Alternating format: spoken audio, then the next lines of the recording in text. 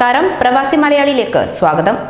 COVID-19 Gulf മേഖലയിൽ അതീവ ഗുരുതരമായ സ്ഥിതിയിലേക്ക് എത്തുകയാണ് എന്നാണ് റിപ്പോർട്ടുകൾ. കഴിഞ്ഞ 24 മണിക്കൂറിനുള്ളിൽ 14 കോവിഡ് മരണങ്ങളാണ് വിവിധ ഗൾഫ് രാജ്യങ്ങളിലായി റിപ്പോർട്ട് ചെയ്തിരിക്കുന്നത്.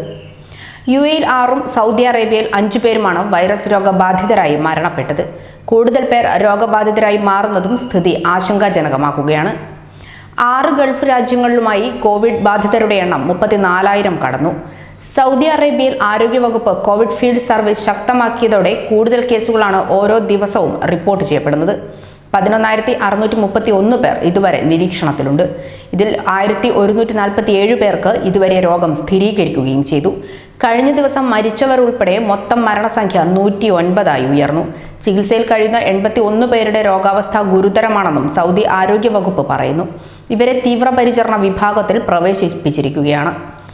ജനങ്ങളുടെ താമസ സ്ഥലങ്ങളിലേക്ക് നേരിട്ട് ചെന്ന് പരിശോധന നടത്താൻ തുടങ്ങിയതോടെ കൂടുതൽ കോവിഡ് കേസുകൾ രാജ്യത്ത് റിപ്പോർട്ട് ചെയ്യപ്പെടാൻ തുടങ്ങി.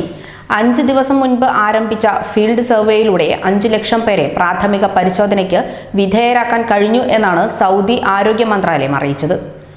വരും ദിവസങ്ങളിലും ഫീൽഡ് സർവേ തുടരുമെന്ന് ആരോഗ്യ മന്ത്രാലയ വക്താവ് ഡോക്ടർ മുഹമ്മദ് അബ്ദുൽ അൽ അസി വാർത്താ സമ്മേളനത്തിൽ പറയുന്നു. UAE-യിൽ കൊറോണ വൈറസ് ബാധിച്ചുള്ള മരണസംഖ്യ 52 പുതിയതായി രോഗം സ്ഥിരീകരിച്ച 483 പേർ ഉൾപ്പെടെ മൊത്തം രോഗബാധിതരുടെ എണ്ണം 8,238 ഒമാനിൽ മരണസംഖ്യ 8 ഇതിൽ ഒരാൾ മലയാളിയാണ്.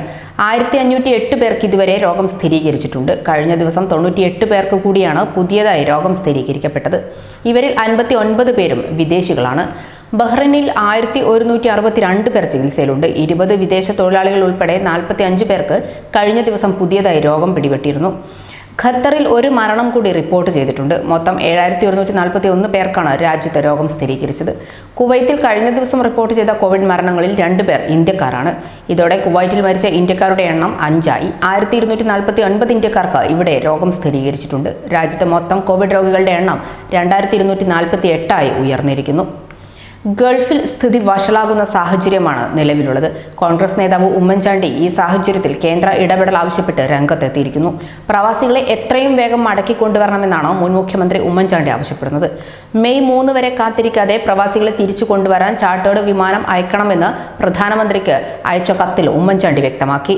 ഗൾഫിൽ ജോലി ചെയ്യുന്ന തങ്ങളുടെ പൗരന്മാരെ മറ്റു രാജ്യങ്ങൾ തിരികെ കൊണ്ടുപോയിട്ടും ഇന്ത്യക്കാരുടെ കാര്യത്തിൽ ഇതുവരെ യാതൊരു നടപടികളും സ്വീകരിച്ചിട്ടില്ല എന്ന് ഉമ്മൻചാണ്ടി ആരോപിക്കുന്നു. ഗർഭിണികളടക്കമുള്ള സ്ത്രീകൾ, മുതിർന്ന പൗരന്മാർ, വിസിറ്റിംഗ് വിസയിൽ കുടുങ്ങിയവർ എന്നിവർക്ക് മുൻഗണന നൽകി പൗരന്മാരെ തിരികെ എത്തിക്കാൻ അടിയന്തരമായി ഇടപെടൽ നടത്തണമെന്നാണ് പ്രധാനമന്ത്രിക്ക് അയച്ച കത്തിൽ അദ്ദേഹം ആവശ്യപ്പെടുന്നത്. ലേബർ ക്യാമ്പുകളിൽ തൊഴിലാളികൾ കഴിയുന്നത് കൂട്ടമായാണ്.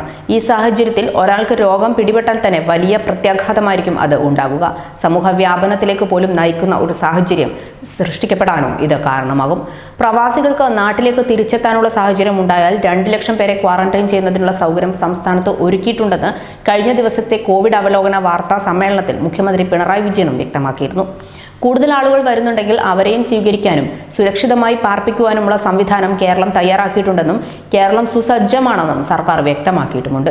പ്രവാസികൾ നാട്ടിലെത്തിയാൽ അവരെ ക്വാറന്റൈൻ ചെയ്യുന്നത് മുതൽ അവരെ വീട്ടിലെത്തിക്കുന്നത് വരെയുള്ള എല്ലാ കാര്യങ്ങളും സംസ്ഥാന സർക്കാർ ചെയ്യുമെന്നും മുഖ്യമന്ത്രി ഉറപ്പു നൽകിയിരുന്നു.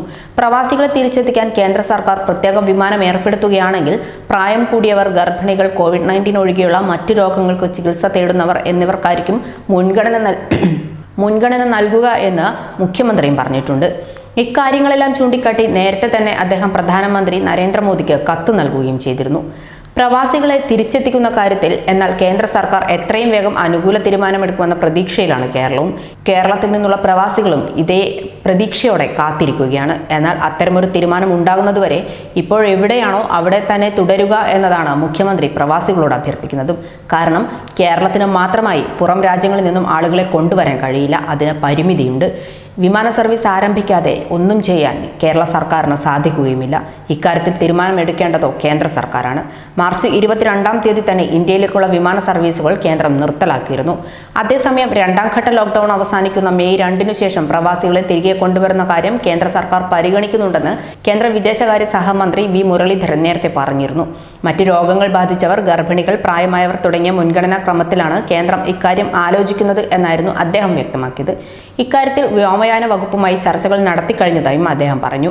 പ്രധാനമന്ത്രി നരേന്ദ്രമോദി തന്നെ പ്രവാസികളുടെ കാര്യങ്ങൾ സംബന്ധിച്ച് ഗൾഫ് രാജ്യങ്ങളുടെ ഭരണാധികാരികളുമായി ചർച്ച നടത്തിയിരുന്നു എന്നും മുരളീധരൻ വ്യക്തമാക്കുന്നു. നേരത്തെ നാട്ടിലേക്ക് പോകാൻ ആഗ്രഹിക്കുന്ന തങ്ങളുടെ പൗരന്മാരെ തിരികെ കൊണ്ടുപോകാത്ത രാജ്യങ്ങൾക്കെതിരെ തൊഴിൽ കരാർ റദ്ദാക്കുന്നതുൾപ്പെടെയുള്ള നടപടികൾ സ്വീകരിക്കുമെന്ന് UAE അധികൃതർ മുന്നറിയിപ്പ് നൽകിയിരുന്നു. മുഴുവൻ പ്രവാസി സംഘടനകളുടെയും സഹായവും പിന്തുണയും ഈ കാലഘട്ടത്തിൽ പ്രവാസികൾക്ക് ഉണ്ടാവണമെന്നും നോർക്ക റൂട്ട്സ് എല്ലാ ഗൾഫ് രാജ്യങ്ങളിലും ഹെൽപ്പ് ഡെസ്കുകൾ സ്ഥാപിച്ച് പ്രവാസികൾക്ക് വേണ്ട സഹായം നൽകുന്നുണ്ടെന്നും വാർത്താസമ്മേളനത്തിൽ മുഖ്യമന്ത്രി പിണറായി വിജയനും പറഞ്ഞിട്ടുണ്ട്. എന്തുതന്നെയായാലും കേന്ദ്രത്തിന്റെ കനിവിനായി കാത്തിരിക്കുകയാണ് ഒരു കൂട്ടം പ്രവാസി മലയാളികൾ. കേരളം സുസജ്ജമാണെന്ന് അറിയിച്ചിട്ടും കേന്ദ്രത്തിന്റെ നിസ്സംഗത പ്രവാസികളെ കുറച്ചൊന്നുമല്ല വേദനിപ്പിക്കുന്നത്. കേന്ദ്രത്തിന്റെ ഒരു വിളിക്കായി കാത്തിരിക്കുകയാണ് പ്രവാസികൾ.